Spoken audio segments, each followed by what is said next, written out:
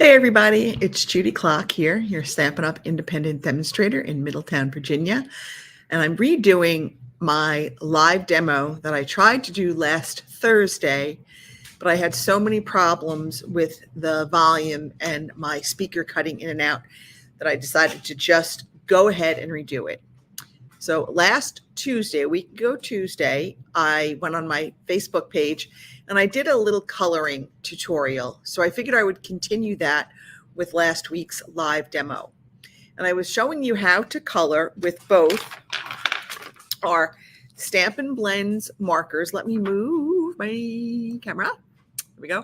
How to color with both our Stampin' Blends markers and also using our ink pads and a blender pen.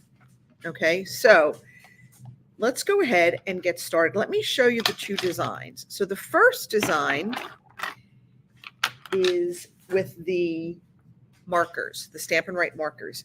Now this technique will only work with our red rubber cling stamps. It does not work with photopolymer stamps, or at least it doesn't work well with photopolymer stamps. So here's the first card, and I've kind of gone with the ombre effect for that happy birthday. I started out light, got a little darker, and ended up really dark. So I used Fresh Freesia, Highland Heather, and Gorgeous Grape to create that ombre effect on one stamp. Then I used our Cutest Cows, and I did the sunflowers with our blending pen and our ink pads. So I'm going to change this up today. I'm going to use a different stamp set because I need a different card, but it's the same technique. So let's go ahead and get started. So for our first card, I have a piece of our Highland Heather cardstock. It's 8.5 by 5.5. I've scored it at 4 1/4. I have got a piece of our basic white for the inside. That is 4 by 5 1/4.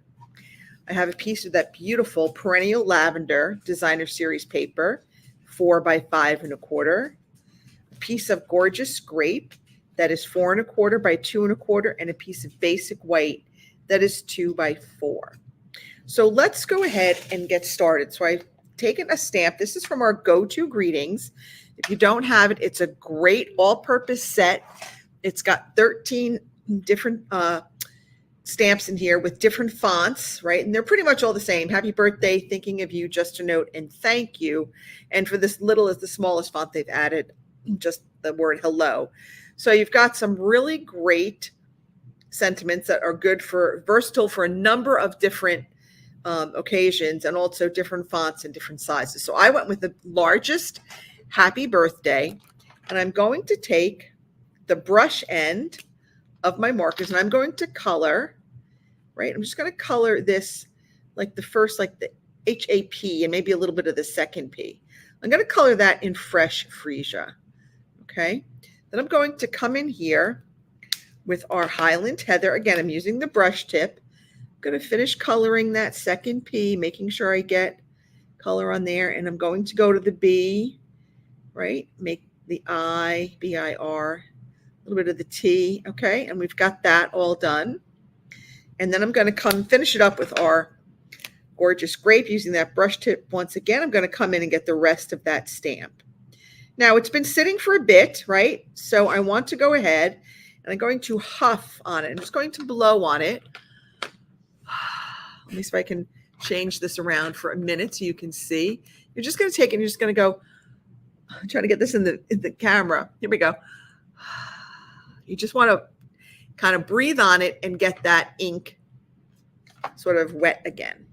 Now I'm going to go ahead and stamp. Let me put this up there.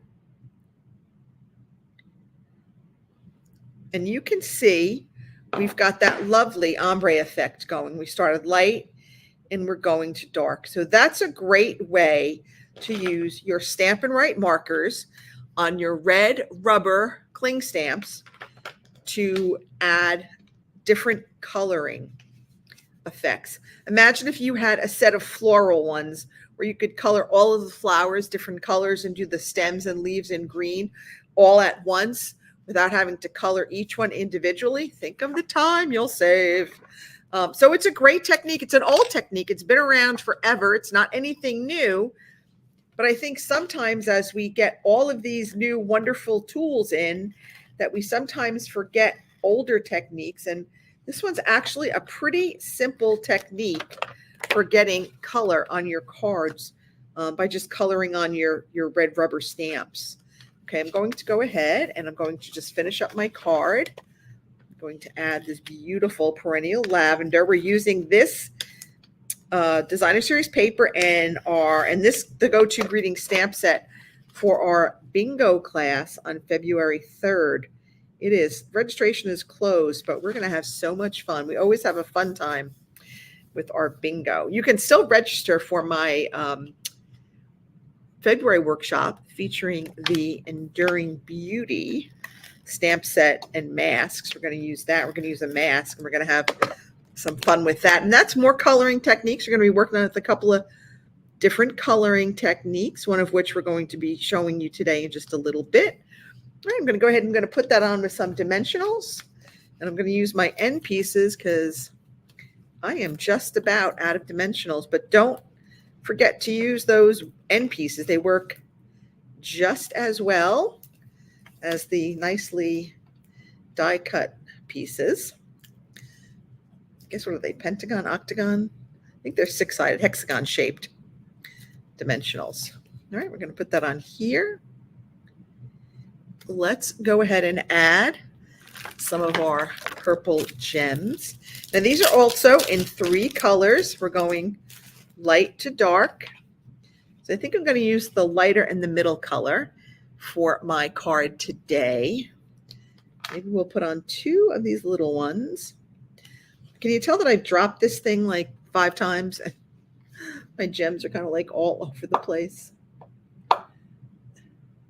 Might be time to get a little bit more putty out. Ooh, I think I might have to replace my putty. I think it's almost out. Okay, there we go. We'll put that one there. And then if you want to add just a little bit more flourish to it, we can tie a ribbon. Let me just put these away. For some reason, I just seem to keep dropping these purple gems. And every time I do, and they're not in their envelope, some of them fall off the card. So we've got this lovely sheer ribbon. This was in the September to December mini, but it did carry over. So this gorgeous sheer silver-edged white sheer ribbon, it'll be around for a little bit longer, which is great because it's pretty. It goes with pretty much everything, and it ties into really nice bows, except today, of course, because I want it to tie into a nice bow. Let's start all over again. Sometimes that's just what you got to do. You just got to start all over. There we go. For some reason, I cannot get this loop to go through. Okay. So I'm just going to kind of pull it until I get it to where I want it. I think sometimes the art of ribbon tying is just going back and forth and fussing with it until you get it kind of the way you want it. And I think that we're going to leave well enough alone there. It looks like a pretty good bow. I'm going to just trim off one side, trim this side down just a bit. I always like to cut them on the diagonal. I think it just looks pretty. And we're just going to put this on with a glue dot, right? I like to tie my little piece of twine around my glue dot because it just kind of helps hold the paper in place. It just keeps the whole thing. So if I drop that, it's not going to unravel all over the floor because that little piece of twine right there will keep it in place. Just trim. I don't need those big ends. We can trim off those ends. Little piece of twine. And then you can just, as you go, if you don't have any more glue dots, you can just trim that down. And there you go. And that is our first card using that coloring technique where we use our Stampin' Write markers right on our red rubber cling stamps. So let me know what you think. Do you like that? Have you seen that technique before? Have you tried that technique? Go ahead and leave a comment and let me know. So the next technique I want to show you, it involves using our ink pads, and I kind of push them down. I mean, it might take a bit of force with these. The newer ones don't go as easily as our older ones, but you can get a little bit of ink in the lid, right? And we're going to stamp an image in our Mento Tuxedo Black. So I've got a 3" by 3" square here. I'm going to, and this is from the, oh gosh, what stamp set is this? This is from the In the Moment stamp set. It's a great stamp set, especially if you want to make like cards for your girlfriends to let them know that you're thinking of them. Okay, and we're just going to stamp that. Okay, oops, I didn't mean to hit the camera holder. Yikes. All right, and then I'm just going to take my blender pen, right? And I'm going to start coloring. So I am going to start, I'm going to take a little of our crumb cake. Might have to really push down on this. I don't have as much strength. Hang on. Sometimes it works better if you just kind of put your heel on it a little bit. I'm not going to lie. Sometimes that's how I get it on the cover. See? Now I've got my ink in the cover. So I'm going to take a little bit of this. I'm going to make sure that I don't have any color on my blending pen. I'm just going to kind of rub it on a piece of scrap paper. No color, came out clear. So now I'm just going to pick up a little bit of color, and I am just going to color in between these lines, and I can pick up as much color as I want. And because as you go, it gets lighter, it's going to give you sort of natural shading. So you don't even have to worry about it so much. Okay, we're just going to color in these window panes, like these, what do they call this? Like the mullioned window panes, which, by the way, I am not really a fan of. I like my window panes just be clear glass. Isn't that weird, the things that you like and don't like? But mullioned window panes, not my cup of tea. You're my bag of donuts, as some people would say. Though I do like donuts, especially duck donuts. We have a Duck Donuts here in Winchester now. Their maple bacon donut. So good. Okay, so that's it for that. We got that color on. Let's do her hair next. Let's do her hair in let's make her a brunette. We'll use some pecan pie. And again, I'm just going to take my paper, make sure my tip runs clear. And there are two sides on the tip, so you can always flip it over and use the other tip. We're just going to add, see, it doesn't take very much, but you see how you get that beautiful color on there? This is very, I don't know, coloring can be very therapeutic, I think. So I do like it. Okay, we got that. Let's go. Now, y'all know green is my favorite color, right? So I'm going to go and I'm going to give her a green mug, and we're going to make one of those pillows green. Because, you know, I have to get my green on here somehow. Just a little bit of an accent piece. Okay, and let's make this little pillow behind her green. Ah, so cute. Just a touch of green. Okay, now let's work on her shirt. Clean our tip. Again, see how it comes out, and we got that green off, and now it's running clear. Let's make her shirt yellow. And I guess we'll do the other pillow in yellow too. Because, okay, so I can add as much or as little color as I want.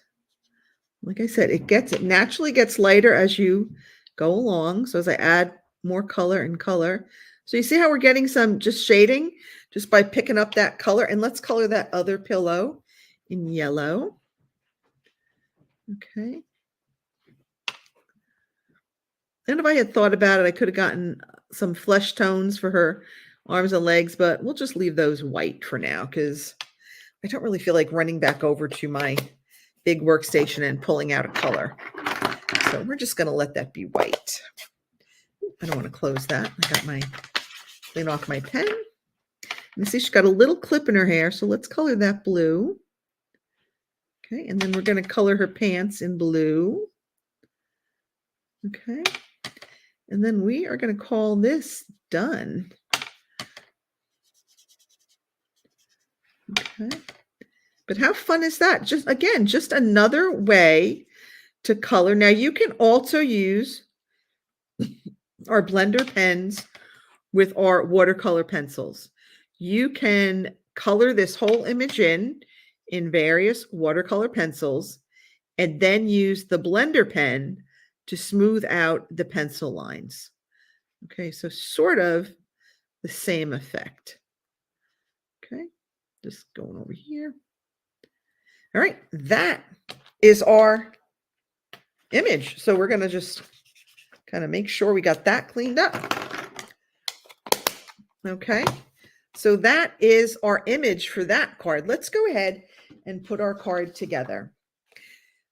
So we've got here our base, which is Starry Sky, 8.5 by 5.5. I scored it at 4 1/4. I'm going to stick in a piece of basic white, but before I do that, I do want to stamp a sentiment. I can't even speak, a sentiment in there. So I'm going to do, sometimes the most productive thing you can do is relax. Excuse me. And we are going to just stamp this in our basic black, if I could find it. You know, sometimes you don't always have to match. If all you have is basic black or tuxedo black, that's fine. Just use it. Right. And that's, gosh, that's really crooked. No, it's crooked. That is crooked. I don't know. Maybe it's me. Maybe I'm just off center today. Won't be the first day. All right, let's go ahead and add our layers to our card. So this is our inside layer. Okay, we've got that going in on the inside layer. And that's, again, 4 by 5 1/4.